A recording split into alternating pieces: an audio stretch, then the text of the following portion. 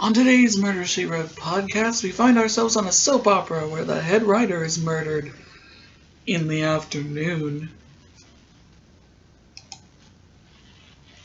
Hello and welcome to the Murder, She Wrote podcast, where I watch every single episode of the hit 80s/90s show, Murder, She Wrote, starring 3-time Academy Award nominee and 5-time Tony Award winner Miss Angela Lansbury. Today I'm going to be talking about Season 2, Episode 3, Murder in the Afternoon.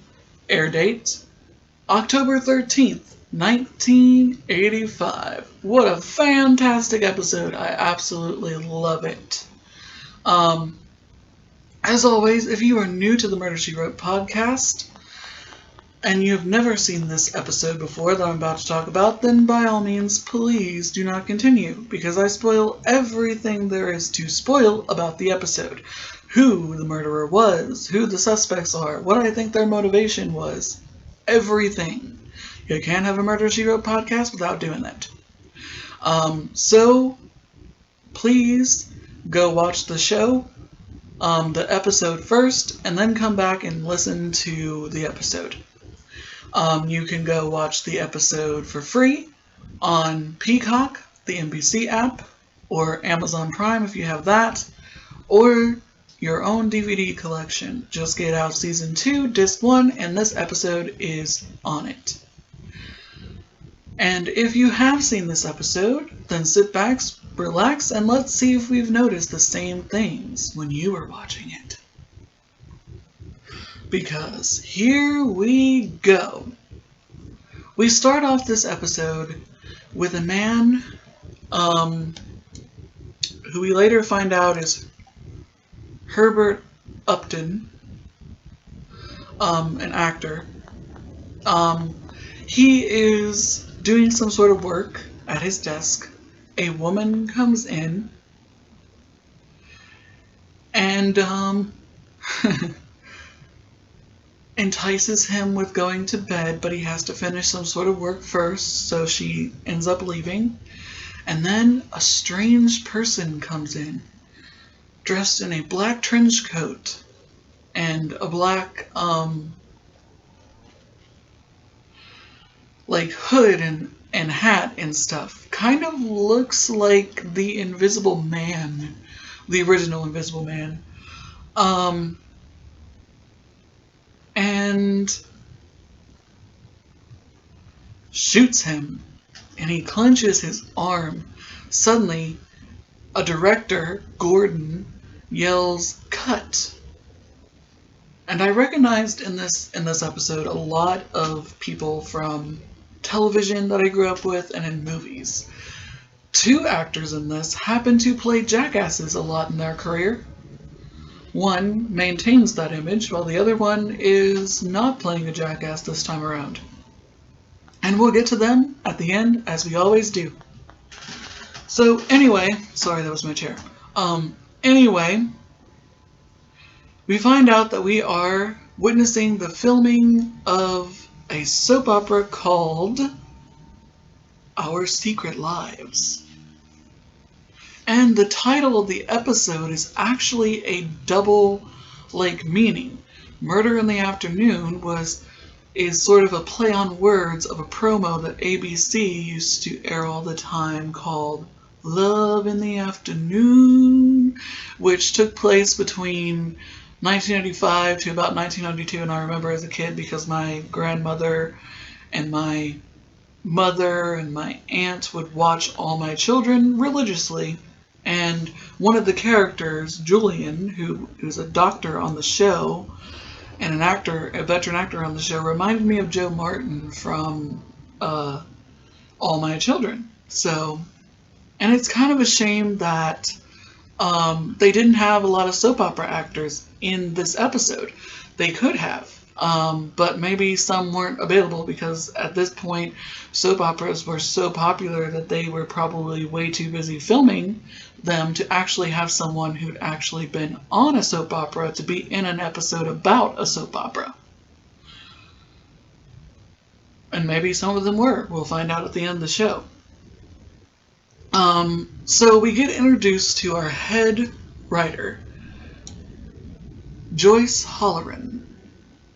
Basically, Joyce Halloran is the head writer and producer of the show, and apparently she's doing a campaign where she's killing off multiple people and hiring new people, and they did that a lot on soaps. The actor Herbert Upton does not want to die. He wants to stay on the show and refuses to do the show as written. So Joyce goes to Carol Newsdone, I don't know her last name, who is a co-head writer of the show, and tells her that she needs to rewrite the pages for Herbert's scene because he wouldn't do it as written. She then asks her if she's seen her keys. Carol says she does not. The person under the weird costume, which is later revealed to be the Avenger, the murderer in the show, turns out to be Nina Cochran. She talks to Joyce, wondering if she's going to be the Avenger, and she says she's not sure yet. She has not figured out who the Avenger is going to be, and everyone will find out as soon as he is revealed. She says, well, please don't let it be me. I don't want to play a killer, and I want to be on the show for a long time, and I need to know because my contract is almost up. She says, you will know when you know. She leaves. We find out that this, Nina Cochran, is Jessica's niece. But unfortunately, I don't know if it's her niece by marriage, or if it's her niece by her side. All we know is that she was raised by her grandmother, Agnes Cochran, and she's Jessica's niece. Jessica's there visiting her, and when Nina enters the scene, she says, I want to kill that woman. What a great opening line. And she also says that, what a great opening line. And Agnes is telling Jessica about the show, and she's like, look at all the things that Joyce Halloran has done. I mean, killing off such prominent characters that have been on the show for years, and she's talking about various different storylines. Jessica's like, wow, I really need to watch this more, don't I? And she goes, yes, you're missing all the good things. It really is good. So after they have a good visit with her grandmother, Jessica and Anita walk away together, and Jessica apologizes and says it's so great to see her, and it's so great that you're on a soap opera. She says, yes, if only I wasn't playing a killer. And I hope that I don't turn out to be the killer. She says, well, perhaps you won't. The next day, she takes Mrs. Fletcher to the set, and she meets Bibi Hartman, who played the woman in the scene at the beginning of the episode. She also meets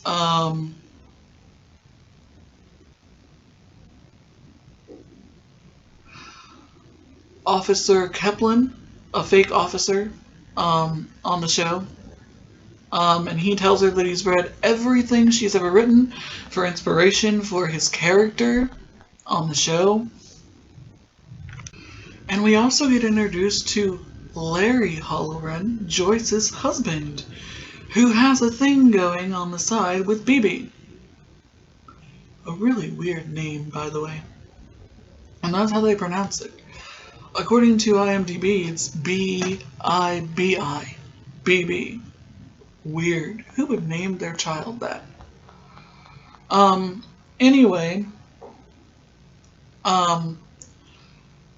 Fletcher is then introduced to Julian, who basically tells Mrs. Fletcher that Nina is like family to him, and that he's enjoyed his time on the show, and He's one of those old-timey fellows. He reminds me so much of, like, the old-timey doctors on soap operas, and I think that's what his role is on the show, within the show. So, later that night, Joyce is punching up a cast obituary of who's going to die next. And Larry comes in with some wine and says, "Would you like to have a drink with me?" And she says, "No, I have to finish this." And he says, "Well then, should I pour you a drink then? Everyone's entitled to a break." She says, "Well, why don't you do that for yourself, Larry? That's what you do best." And he says, "Well, maybe I'll go to a bar." She says, "Sure, go ahead, do that. And you better be there because I'm going to call you to make sure you're there." And she says, "And one more thing, Larry. If you continue to do what you're doing, I will cut off your allowance." He gets an allowance. So he leaves, and someone comes in dressed in the Avengers costume and shoots her. Dun dun dun. The next day, Mrs. Fletcher is prepared to leave. I guess she's done all she's needed to do. She offered Nina royalty checks from foreign countries where her books have been translated into different languages that she didn't even know was possible, but Nina refuses. So I guess now she's leaving to go back to Cabot Cove when Officer Keplin, I'm sorry, I realize now that the person I said was the cop before is not the cop. This is another officer that shows up at her door. He comes looking for Nina, and she says that she's not there, and demands to know what's going on, and he says, well, she's wanted for questioning in the murder of Joyce Halloran. So, Mrs. Fletcher goes to visit Angus, and Angus says, "I refuse to believe it. No matter if the evidence points in her direction, I know she wouldn't do that. Not for a job, not for anything in the world."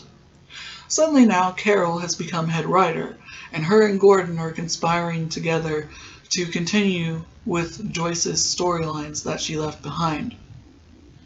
Todd Worthy, whom really wants to leave the show, is not allowed to leave because he has a contract. And the other guy, Herbert Upton, who wanted to leave the show and was killed off, comes back telling Julian that his series in Hollywood fell through and he wants to come back on the show. And he wants to talk to Gordon to try to figure out if there's a way for him to come back. Which I'm guessing happens a lot on soap operas. An actor will get like an offer for a series or a movie and says, "Hey, please kill me off, I don't want to be on the show no more." And then that falls through and they want to come back, and so they have to scramble to try to figure out a way to bring them back from the dead. Happens more often than you think, especially even nowadays on Days of Our Lives.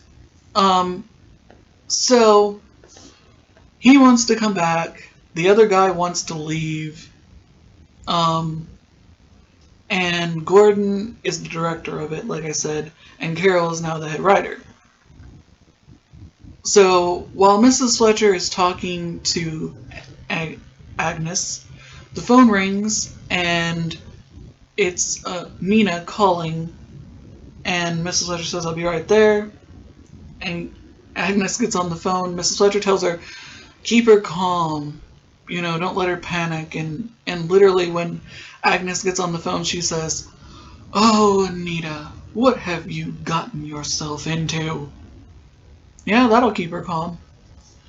So Mrs. Fletcher makes it just in time to see her niece being hauled into the back of a police car, headed to the police station. She's then introduced to Lieutenant Antonelli, who's in charge of the investigation, and she says, "You have the wrong girl. My niece did not kill Joyce."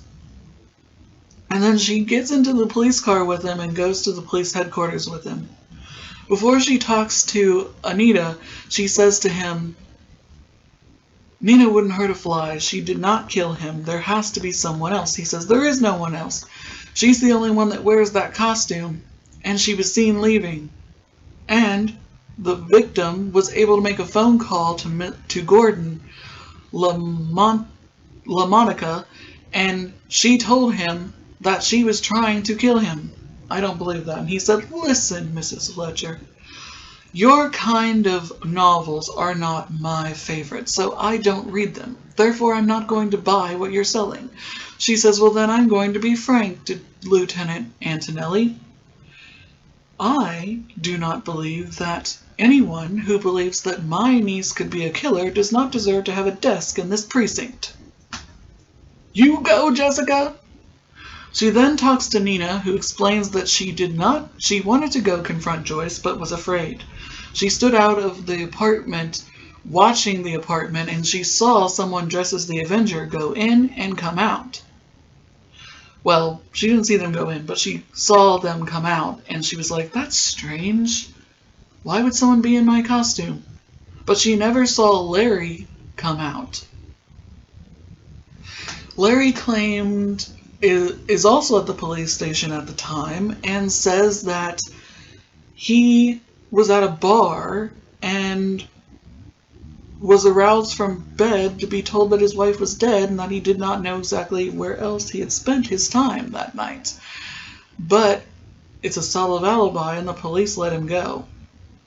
When Mrs. Fletcher talks to Nina about it, she decides that she must go confront him. Now she's on the case, bound and determined to get Nina off. So she goes back to the studio and she begins talking to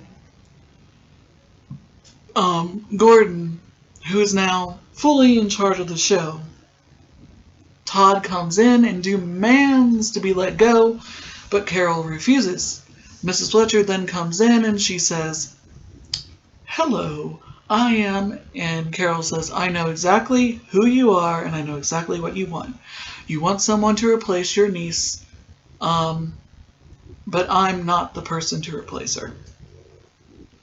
She says, yes, but considering now that Joyce is dead, your job, she says, if you're accusing me of the fact that I'm now head writer and I got a pay raise and I'm in charge of the show, then I'm guilty of that, but I did not kill her. I had no reason to. Even though she was quite annoying, she never confided in me about her storylines. Then it must be Gordon. I have to go back and talk to him. Meanwhile, Mrs. Fletcher also runs into Bibi, who tells her that she's sorry to hear about Nina being in jail and that she cares a great deal about her, but no one has shedded a tear over Joyce's death. She was a horrible human being and no one cared. But she hopes that she finds the real killer, but it's not her. Meanwhile, Mrs. Fletcher's driving around in a cab and Larry is hauling a cab, and Mrs. Fletcher stops her cab and tells Larry about how a witness did not see him ever leave the apartment going to a bar or otherwise. So he tells Mrs. Fletcher that he was having an affair with Bibi 4 floors below, and that he plans to go tell the police, Lieutenant Antonelli, that as well. Meanwhile, Mrs. Fletcher is bound and determined to talk to Gordon again because she feels that he's the logical choice to continue the show and follow Joyce's example. So she runs to the studio to talk to him again after running into Bibi at a random restaurant. She tells her in vivid detail that she had spent the whole day with Lieutenant Antonelli and told him about how her and Larry were warming the sheets 4 stories below when Joyce got hers. And they planned to do a reprise that night. And Mrs. Fletcher says, well, good for you. At least your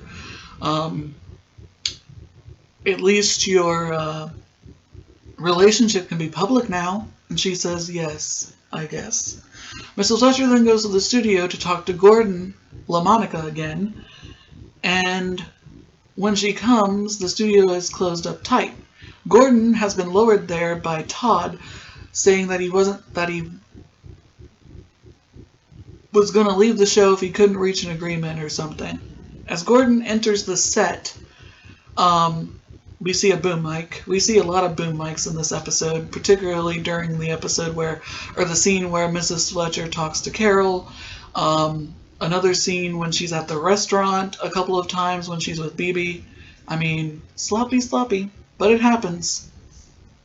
And he comes into the set, and Bebe, Julian, and Todd are all talking on a recorded device about killing Gordon, wishing that he was gone so that the show could go back to its glory days or something.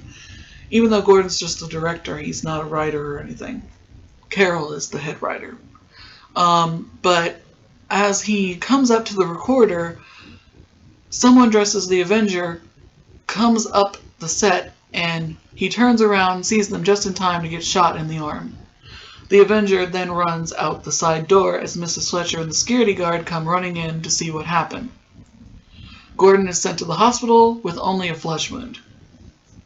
The bullet turns out to be from the same gun that was fired at Joyce. A .38 police special. Mrs. Fletcher assumed, because the person took on the persona of the Avenger, that it was actually a .45, but it's a .38 police special. Mrs. Fletcher then realizes who the killer is and asks Lieutenant Antonelli to go back with her to the studio. At the studio, they are shooting a scene.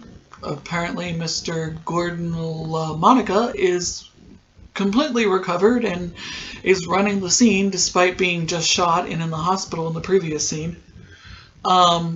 He's running it, and Carol and Mrs. Fletcher end up writing dialogue for the teleprompter, and she's all excited. Ooh, I get to collaborate with Mrs. Jessica Fletcher, the famous mystery writer. So the scene is them trying to figure out who the murderer is, and apparently Nina has also been released due to the fact that someone dressed as the Avenger shot Gordon, so she was free to go, because it obviously couldn't be her. And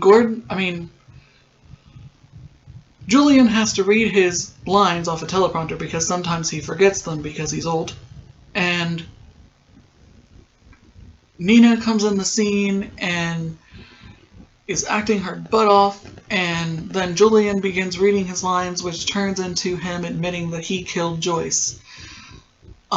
Saying that, and brilliant performance by this man. He says that Joyce was breaking up his family and he had to stop her, so he took the Bible and he shot her and he left, dressed in the Avengers costume.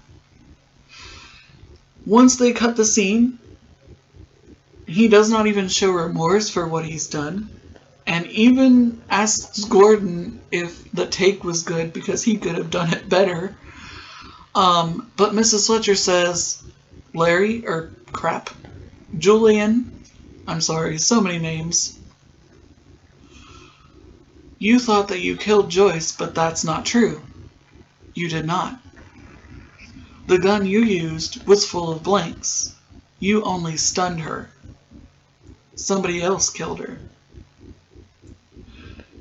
My theory is you went in and you shot her with the blank gun. She was stunned and was able to get up and call Gordon and tell him that Nina was trying to kill her because she didn't know that anyone else would be in that costume.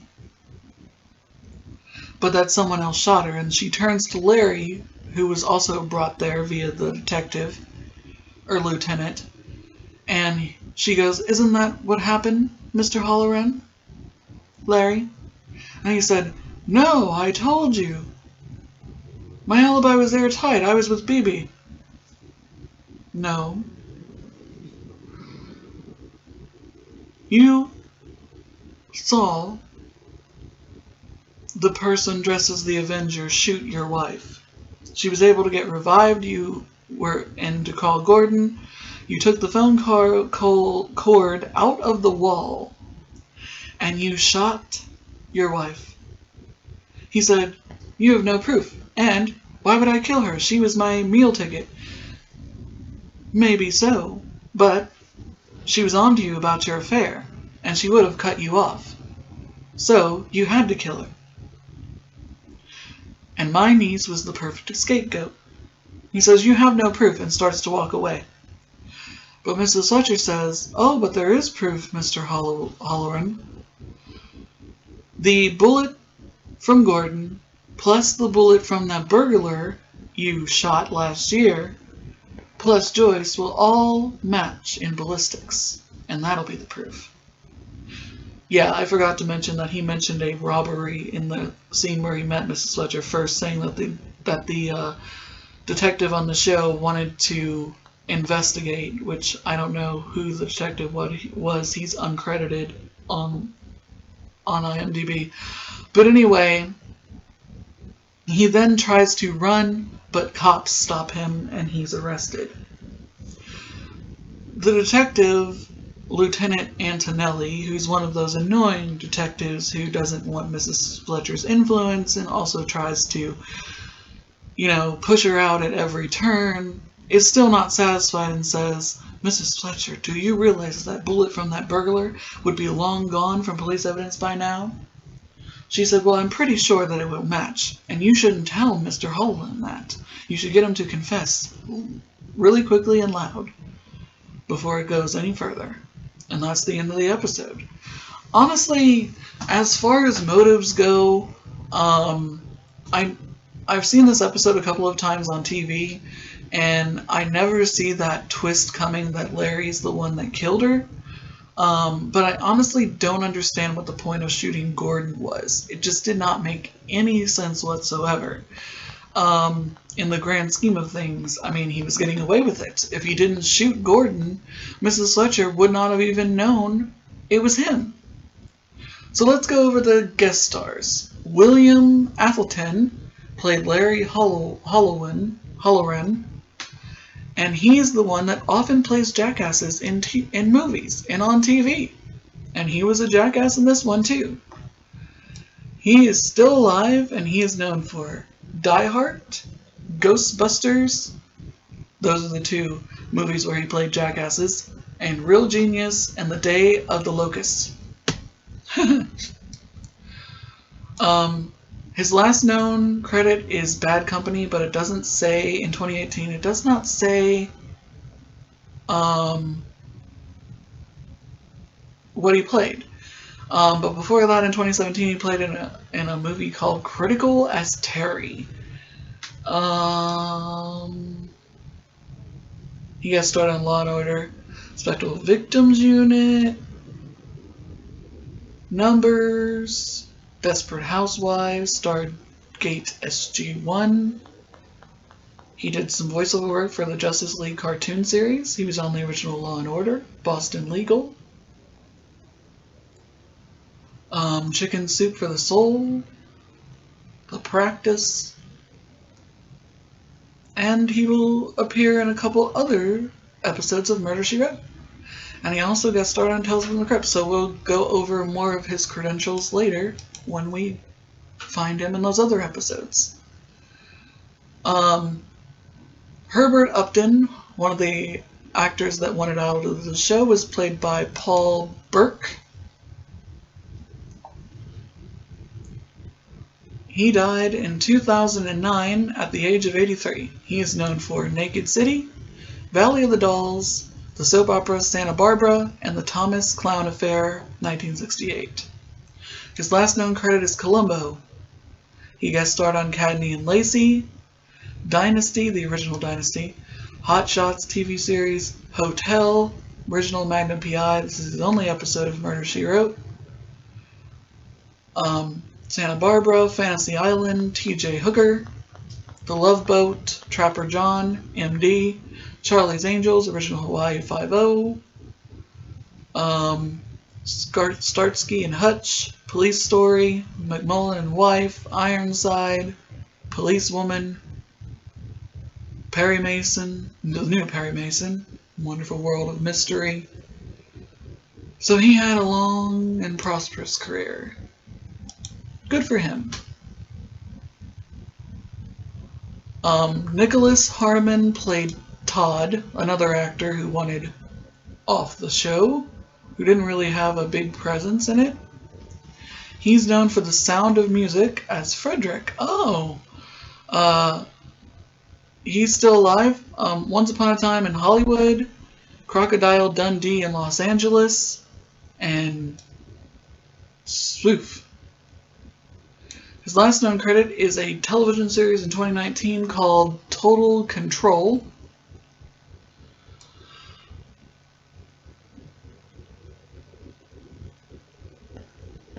He was in 189. He was in 89 different things.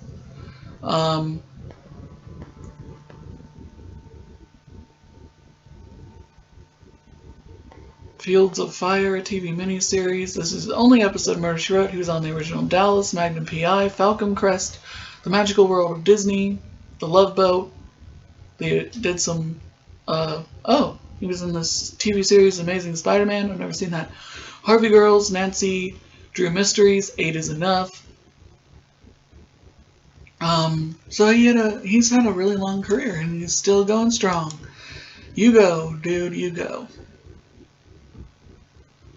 And the other guy that played jackasses in his career was Terry Kessler, but he played a nice guy, and this one is Gordon LaMonica.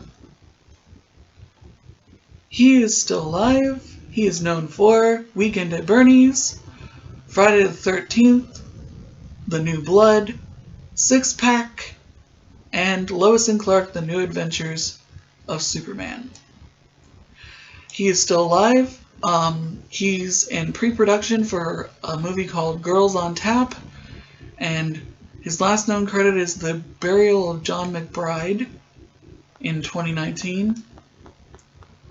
He's known for he's been in The Accidental President. Spoilers, the movie, I don't know what that is. Will and Grace, Two Guys, a Girl, and a Pizza Place. Walker, Texas Ranger. Lois and Clark: The New Adventures of Superman as H.G. Wells. Okay. Get Smart, the 90s version, Fresh Prince of Bel-Air, Blossom, Carol and Company.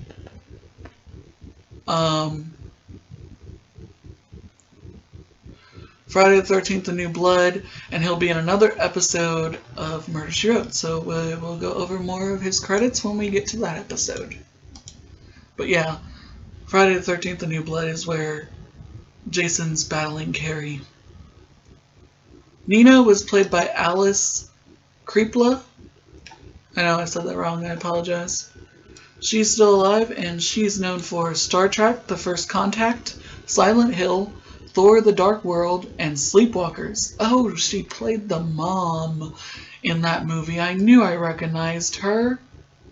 She's still acting to this day. Apparently she's going to be in the Texas Chainsaw Massacre remake in 2021. It's in post-production. She was in A Christmas Prince, The Royal Baby, and a bunch of like those kind of movies. Thor: The Dark World, Walking the Dead, Midsummer Murders, Heroes and Villains, The 4400, Deadwood. She played Joan Collins in Dynasty: The Making of a Guilty Pleasure in 2005. She doesn't look like Joan Collins. Star Trek Voyager.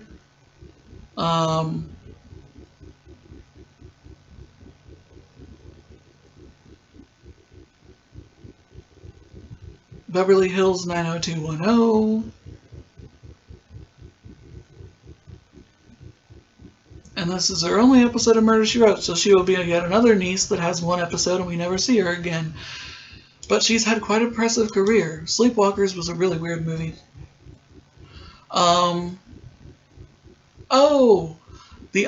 The fake cop on the show was played by Robert Lipton as Martin. Now I remember. It's hard to remember all their names, you know? He's still alive. He's known for Die Hard 2, Bullet, Walker Texas Ranger, and Bill Casey. His last known credit is October Road in 2008. He guest starred on The District, The Practice, Jag, Walker Texas Ranger, Judging Amy, The X-Files, Melrose Place, LA Law, and he will appear in 2 other episodes of Murder, She Wrote. So we will go over more of his credits when we get to that episode. And our murderer, well, potential thought he was the murderer, Lord Nolan, played Julian, and he died before this episode even aired at the age of 83, which is sad. He was known for Julia, Hannah and Her Sisters, the first Airport movie, and Earthquake. I knew he looked familiar. I love Earthquake, the movie. And this is, aside from Hannah and Her Sisters, this is his last television credit. He guest starred on Archie Bunker's Place, The Hardy Boys, Nancy Drew Mysteries, Quincy M.E., The Waltons, Policewoman, City of Angels, McMullen and Light, Wife, The Magical World of Disney, The Magician, The FBI, McCloud. So he had quite the impressive career, and he was really good in this episode. What a way to go, to go out. Go out on a high note, that's what they say. BB was played by Trisha O'Neill. And that's Trisha, not Patricia, Trisha. She's still alive, and she's known for Titanic, 1997, Star Trek The Next Generation, Babylon 5, and Star Trek Deep Space Nine, sorry. Her last known credit is Jag from 2001. She guest starred on Titans, Beverly Hills 90210, Babylon 5 in the Beginning, Diagnosis Murder, Star Trek Deep Space Nine, Madlock, Star Trek The Next Generation, Doogie Howser, MD, A Woman's Scorn, the Betty Broderick story, awesome movie. And she'll appear in a handful of other Murder, She Wrote episodes, so we'll go over more of her credits when we get there. Mackenzie Phillips played Carol, the head writer of the show from One Day at a Time, and one of my favorite actresses. Love her. She's still alive, thank goodness. She's known for American Graffiti, One Day at a Time, So Weird, and The Jacket. Her last known credit is the new One Day at a Time, which they canceled twice, which pisses me off. I love that show. She guest starred on Hot in Cleveland, Orange is the New Black, Suburban Gothic, Cold Case, NYPD Blue, Without a Trace, ER, So Weird, The Outer Limits, Chicago Hope, Caroline in the City, Walker Texas Ranger, Melrose Place, Beverly Hills 90210. And this is her only episode of Murder, She Wrote. How sad. She should have appeared in other ones. But I really love Mackenzie Phillips. She's awesome. Angus was played by Lauren Turtle. She was Anita's grandmother. She died in 1986 at the age of 78. She's known for Psycho as Miss Chambers, Mr. Ma Baker's Killer Brood, Walking Tall Part 2, and Don't Bother to Knock. Her last known credit is Crazy Like a Fox, but it doesn't say what she played, and this is her only episode of Murder, She Wrote because she died in 1986, so this was one of her last television credits. She was on Trapper John MD, Saint Elsewhere, The Love Boat, the original Dynasty, The Return of the Beverly Hillbillies, The Adventures of Huckleberry Finn, Barnaby Jones, Fantasy Island, Dukes of Hazzard, Charlie's Angels, Little House on the Prairie,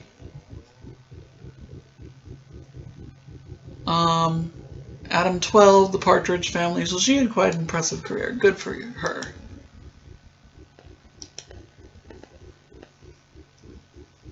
Lieutenant Antonelli, the annoying lieutenant, was played by Robert Walden.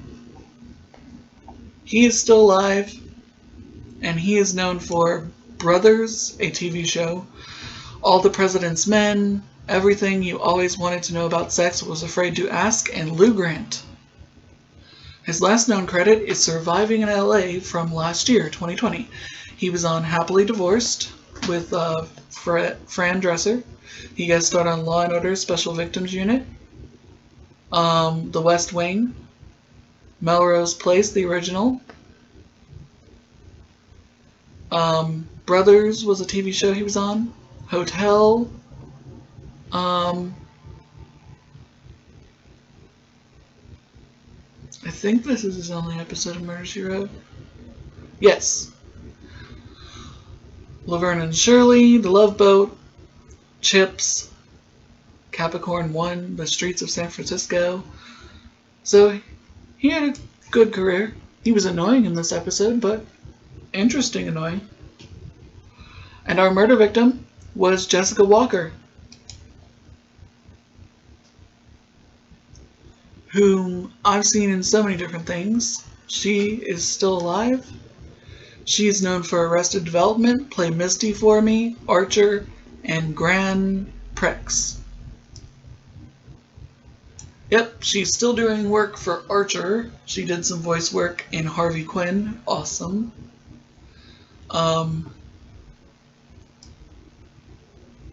She was in Arrested Development, the remake of 90210, just 90210, as the mother, Law & Order Criminal Intent, Jack and Jill, I don't know what that was, Poltergeist The Legacy. She was a soap opera star on One Life to Live in 1996 and 97. The original Law & Order, Coach, Babylon 5. She'll appear in a handful of other Murder, She Wrote episodes, so we'll go over some more of her credits then. And last but not least, George Murdoch played Officer Coupland, who's not really part of the cast. He died in 2012 at the age of 81.